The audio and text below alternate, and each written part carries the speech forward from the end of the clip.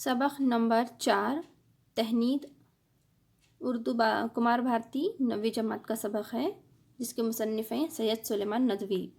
पहली बात देखिए, इसमें दी गई है ज़बान बहुत से अल्फाज का मजमूआ होती है, मगर कोई ज़बान अपने आप में खालिस नहीं होती, यानी हर ज़बान पर दूसरी ज़बान या ज़बानों के असरात होते हैं। अक्सर लफ्ज़ों के बारे में कहा जा सकता है कि ये खालिस नहीं।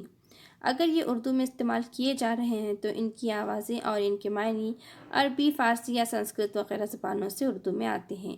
लफ्ज़ों में आवाज़ और मायनों की तब्दीली फितरी और लाजमी है, ये अचानक ही सामने नहीं आती। इन तब्दीलियों की वजूद में आने के लिए ज़माने लग जाते हैं। हमारी ज़ुबान उर्दू है। उर्दू ने भी दूसरी बहुत सी मुल्की गैर मुल्की ज़बानों से अल्फाज लिए हैं।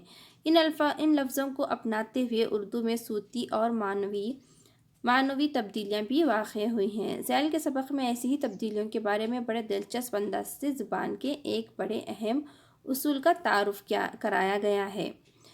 तो आज हम जो सबक देख रहे हैं उसका नाम है तहनीद, जिसके मायने देखा जाए तो हिंदियाना के ही होते हैं। और यहाँ पर जो कि देख रहे हैं कि हर ज़ुबान खालिस नहीं होती, लेकिन हर ज़ुबान में दूसरी ज़ुबानों के असरात मिलते हैं। और हम जानते हैं कि उर्दू ज़ुबान में भी हमें फ़ारसी के, अरबी के अल्फाज मिलते हैं और इन्हीं से तब्दीलियाँ होकर ये ज़बान उर्दू में आते हैं कुछ लफ्ज़। तो इस तरह की तब्दीलियों में बहुत वक्त लगता है, ज़माने लग जाते हैं। और उर्दू ने भी बहुत सी मुल्की और गैर मुल्की ज़बानों से अल्फाज लिए हैं। तो इसी तब्दीलियों की यहाँ पर बयान किया जा रहा है। यहाँ मज़मून देखिए, मज़मून एक नसरी सन्फ़ है। इसमें किसी मौज़ू पर मरबूत अंदाज में इज़हार ख़याल किया जाता है। इसके लिए मौज़ू की कोई क़ैद नहीं। मज़मून में इल्मियत और संजीदगी पाई जाती है। इसके बयान में ख़याल का तसलसल ज़रूरी है। मज़मून निगारी का फ़न मुस्तक़िल तरक्की कर रहा है। उर्दू में मज़मून निगारी का आगाज़ 19वीं सदी के वस्त से हुआ। सर सैयद और इनके मुआसरीन ने कौम की इस्लाह के एक वसीले के तौर पर मज़मून लिखे। इस अहद में अवाम में ज़हनी बेदारी पैदा करने के लिए मज़ामीन लिखे गए थे। मज़मून जो कि एक नसरी सन्फ़ है, जिसमें क्या होता है, बयानात में हम देखते हैं कि किसी चीज़ को बयान किया जाता है और उसमें ख़यालात भी होते हैं और उसका सिलसिला रहता है, उससे तसलसल रहता है। और ये जो मज़मून निगारी है ये एक फ़न है, ये एक मुस्तक़िल तरक्की कर रहा है। और जो कि सर सैयद अहमद ख़ान और उनके मुआसरीन ने कौम में एक इस्लाह की बेदारी के लिए, उनमें ज़हनी बेदारी पैदा करने के लिए कई तरह के मज़ामीन लिखे थे। तो देखते हैं यहाँ पर मुसन्निफ़ का तारुफ़। सैयद सुलेमान नदवी 22 नवंबर सन 1883 को दिलसाना बिहार में पैदा हुए। इनके अजदाद में बड़े बाकमाल लोग गुजरे हैं। इब्तिदाई तालीम इन्होंने समाजी रिवायत के मुताबिक घर पर हासिल की, फिर बिहार के मुख्तलिफ मदरसों में दाखिल किए गए। इसी ज़माने में लखनऊ में दारुल उलूम नदवतुल उलमा का क़ियाम हुआ। सैयद सुलेमान ने सन 1901 में यहाँ दाखिला ले लिया और कई उलूम में दस्तरस हासिल की। तालीम हासिल करने के बाद वह सहाफ़त से भी वाबस्ता रहे और मौलाना अब्दुल कलाम आज़ाद की अखबारुल हाल में इदारत की। फिर किसी वजह से मुलाजिमत छोड़कर वो पूना महाराष्ट्र चले आए, जहाँ वाडिया कॉलेज में इन्हें फ़ारसी का उस्ताद मुकर्रर किया गया। यहीं इन्होंने इब्रानी और अंग्रेज़ी ज़ुबान से इस्तेदाद पैदा की। मौलाना शिबली के इसरार पर सर सैयद सुलेमान नदवी ने आज़मगढ़ में शिबली के क़ायम करता इदारे दारुल मुसन्निफ़ीन की ज़िम्मेदारी संभाली। सैयद सुलेमान नदवी एक बुलंद पाया मुसन्निफ़ थे। इन्होंने मज़हब, फ़लसफ़ा, तारीख़ और ज़ुबान व अदब में आला पाए की तनक़ीदी और तहक़ीक़ी मक़ालात लिखे हैं। सीरत हज़रत आयशा रज़ियल्लाहु अन्हा, अर्ज़ुल क़ुरान, ख़ुतबात मुदर्रिस, नक्श सुलेमानी वग़ैरह इनकी मशहूर तसानीफ़ हैं। मौलाना शिबली सीरतुल नबी सल्लम के नाम से हुज़ूर अकरम सल्लम की सीरत लिख रहे थे, लेकिन बीमारी ने इन्हें ये काम मुकम्मल ना करने दिया। इन्होंने सैयद साहब से इसरार किया कि इसे मुकम्मल कर दें। सैयद साहब ने 6 जल्दी मज़ीद लिख कर इसे मुकम्मल किया। वो एक शायर भी थे। इन्होंने कराची में सन 1953 में वफ़ात पाई। हमने यहाँ सैयद सुलेमान नदवी का तारुफ़ देखा, जो कि इन्होंने सुलेमान नदवी एक बुलंद पाया मुसन्निफ़ हैं, जिन्हें मज़हब, फ़लसफ़ा, तारीख़, ज़ुबान, अदब सब में इन्होंने तनक़ीदी और तहक़ीक़ी मक़ालात लिखे हैं। और इन्होंने कई तरह के तसानीफ़ लिखी हैं, जिसमें इनकी मशहूर तसानीफ़ जो कि रही हैं हज़रत आयशा रज़ियल्लाहु अन्हा, अर्ज़ुल क़ुरान, ख़ुतबात और नक़्श सुलेमानी। और इसी के साथ वो मौलाना शिबली सीरत नबी के नाम से हुजूर अकरम की सीरत लिख रहे थे, लेकिन इनकी बीमारी की वजह से ये उसे मुकम्मल नहीं कर पाए और बाकी का जो था वो सैयद साहब ने 6 जिल्दें लिख कर इसे मुकम्मल कर दिया। तो आए देखते हैं सबक के ताल्लुक से। यहाँ पर शुरू में उसके मायने दिए गए हैं कि तहनीत के अगर हम ठेठ मायने करें तो ये हिंदियाना कह सकते हैं। ये इस्तिलाह अरबों में असल में अरबों में से चली। वो जब किसी दूसरी ज़ुबान के लफ्ज़ को अपनी ज़ुबान के उसूल पर ख़रात कर इसको अरबी बना डालते थे तो वो अपने इस अमल को तारीब कहते थे। यही क़ायदा फ़ारसियों ने अपनी ज़ुबान में जारी किया तो इसकी तफरीस करके इसे फ़ारसी बना लिया। अब जब अहले हिंद यही करें यानी किसी दूसरी ज़ुबान के लफ्ज़ को अपनी ज़ुबान के उसूल पर तराश खराश कर अपनी ज़ुबान में मिला लें तो इसको तहनीत कहेंगे। तहनीत के अगर यहाँ मायने देख रहे हैं तो हिंदियाना के हम कह सकते हैं, यानी कि किसी दूसरी ज़ुबान के लफ्ज़ों को अपनी ज़ुबान के उसूल पर ख़िरात कर हिंदी बनाना। और यहाँ पर अरबी बनाने को तारीफ और फ़ारसी बनाने को तफरीस कहते हैं, हमने जैसे ऊपर पढ़ा। तो देखिए नीचे पैराग्राफ। इलाक़ा हिंदुस्तान में ज़मींदारी के गाँव को कहते हैं। अरबी में इसके मायने लगाव के हैं। इसी लगाव से हर चीज़ से आपको लगाव है। आपका इलाक़ा। गदर के मायने अरबी में बेवफ़ाई करने के हैं। इससे बेवफ़ाई को कहने लगे जो फ़ौज अपने अहद को तोड़कर अपने अफसरों से करे, इसी फ़ौजी बेवफ़ाई का नतीजा बदामनी है। एक बादशाह की जगह पर जब दूसरा बादशाह तख्त पर बैठता था तो इसके लिए अरबी लफ्ज़ जुलूस गैर अरबों ने इस्तेमाल किया, जिसके मायने बैठने के हैं, और साले जुलूस तख्त नशीनी के साल की इस्तिलाह बनी। और चूँकि जब नया बादशाह पहली दफ़ा तख्त पर बैठता तो तज़क व एहतशाम और लाव लश्कर के साथ निकलता था, तो हम हिंदुस्तानी तज़क व एहतशाम के साथ किसी मजमा को निकलने को जुलूस कहने लगे।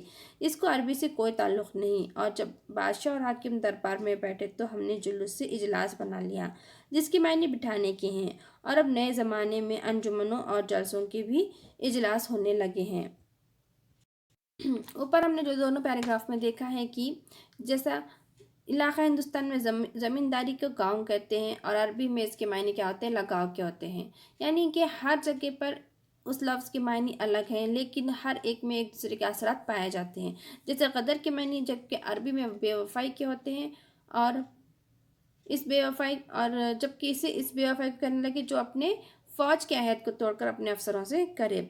जब एक बादशाह तख्त पर बैठता है तो अरबी लफ्ज़ जुलूस गैर अरबों ने इस्तेमाल किया, जिसके मायने बैठने के हैं। और इसी के साथ जब हम हिंदुस्तानी में तर्ज़ व एहतशाम के साथ जब किसी मजमूए को निकलते हैं तो हम जुलूस कहते हैं। यानी जुलूस और अब ये जो कि नए ज़माने में अंजुमनों को हम क्या कहने लगे हैं, इजलास, जलसों वगैरह।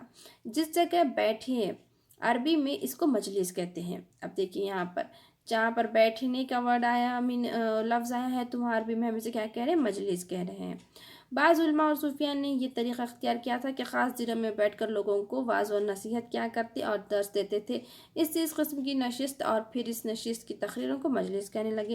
हिंदुस्तान में ऐसी नशस्तों को कहते हैं जिन लोगों में मजहबी और इल्मी तकरीरें करे या मरसिए पढ़े, और इससे हमने इल्म मजलिस बनाया है जिसमें तहजीब व शाइस्तगी के साथ मजलिसों में उठने बैठने और सलीक़ा दिलचस्पी की बातें करने के ढंग सिखा गए। इस तरह यहाँ पर अगला पैराग्राफ है कि दौलत अरबी लफ्ज़ है, मानी एक हाथ से दूसरे हाथ में जाना। अरब में जब मुख्तलिफ सल्तनत यक्के बाद दीगरे बनी और मिटी तो सल्तनत को दौलत का नाम दिया गया और जमा दौल बनाई गई। इन मायनों में आज भी दौलत बरतानिया और दौल यूरोप में हम बोलते हैं। सल्तनत और बादशाही खुशकिस्मती से हाथ आती है, इसीलिए ईरानी दौलत को खुशकिस्मती के मायनों में बोलने लगे, जिसकी यादगार फ़ारसी की बदौलत हमारे हिंदुस्तानी में भी लफ्ज़ बदौलत बोला जाता है, जिसे कहते हैं कि आपकी बदौलत ये मिला, और फिर बदौलत के ज़रिए मायने हो गया।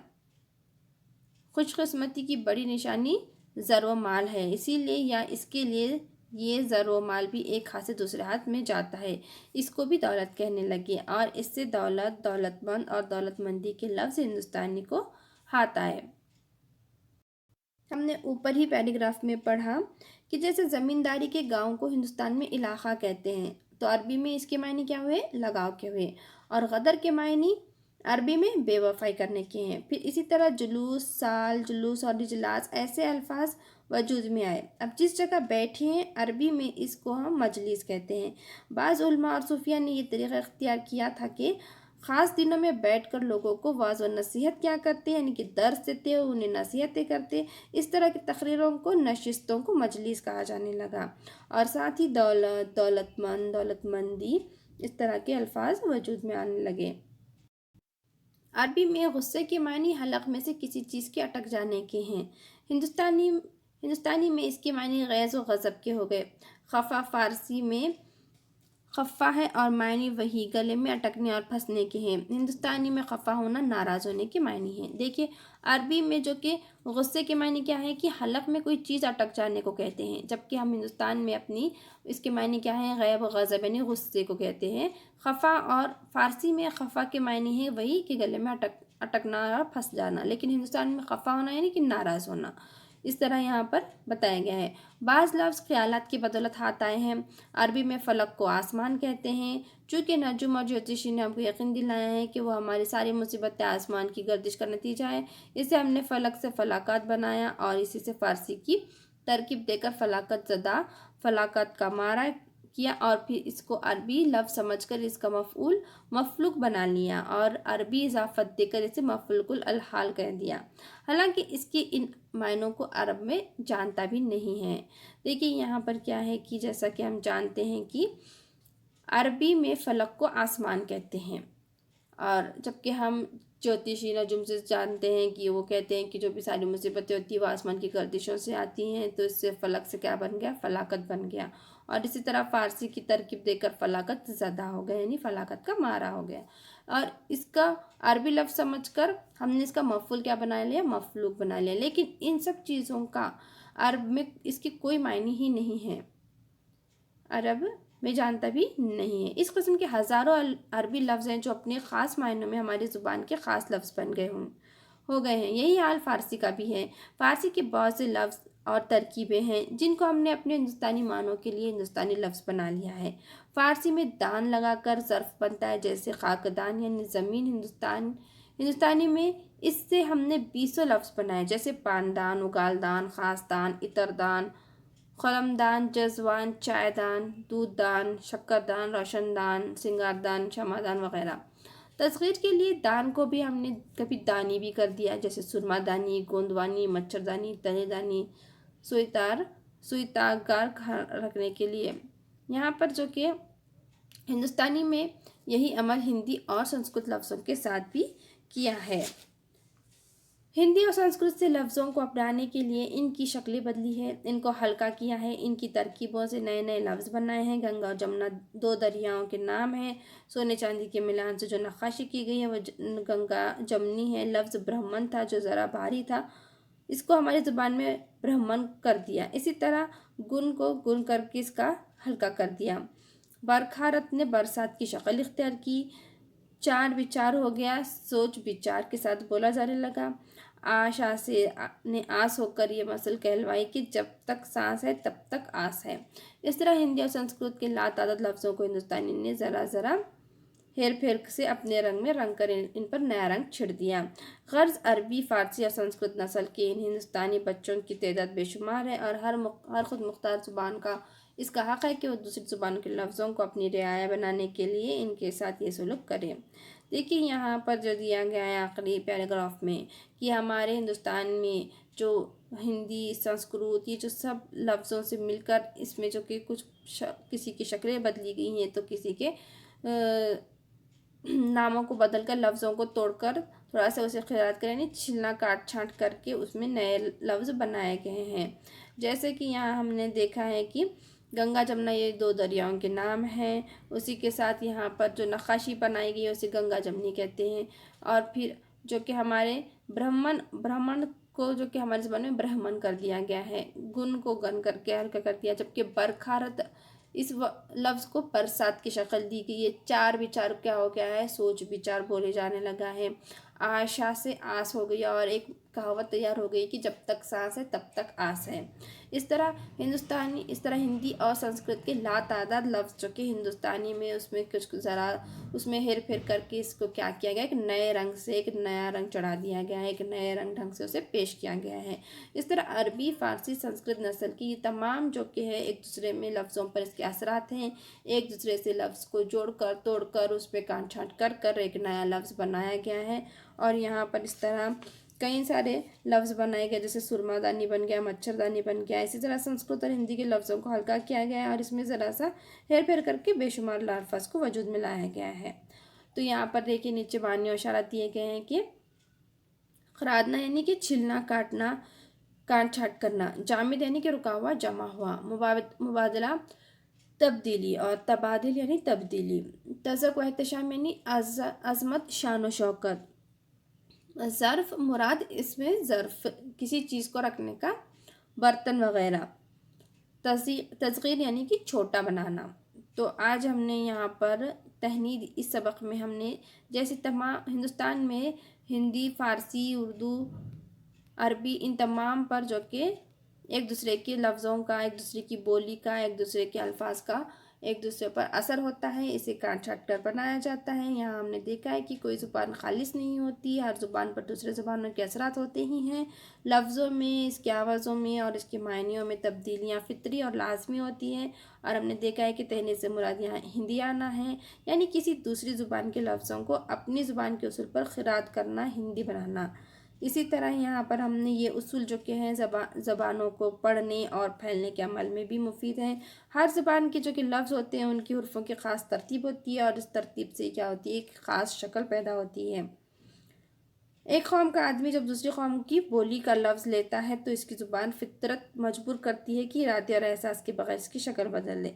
यानी कि हमने देखा है कि जब भी कभी हम कोई लफ्ज़ बोलते हैं तो हम इसे दूसरे ज़ुबान से वो थोड़ा बहुत जुड़ा हुआ होता है और जो कि क्या होता है, अपनी ज़बान की शक्ल और सूरत इख्तियार करता है। और यहाँ पर हमने कई सारे ऐसे लफ्ज़ देखे हैं जो कि एक लफ्ज़ से दूसरे लफ्ज़ बनते गए हैं। दौलत से जैसे दौलतमंदी, गुस्सा, फलक, फलाकात, ऐसे तमाम, जैसे सुरमादानी, मच्छरदानी, ऐसे वगैरह जैसे बहुत सारे लफ्ज़ हमने यहाँ पर देखे हैं। और यहाँ पर हमारा सबक नंबर 4 तहनीद यहाँ मुकम्मल हुआ। हम अपने अगले वीडियो में सबक का सवाल जवाब देखेंगे। तो हमारे चैनल को सब्सक्राइब करें, वीडियो को शेयर और लाइक करें।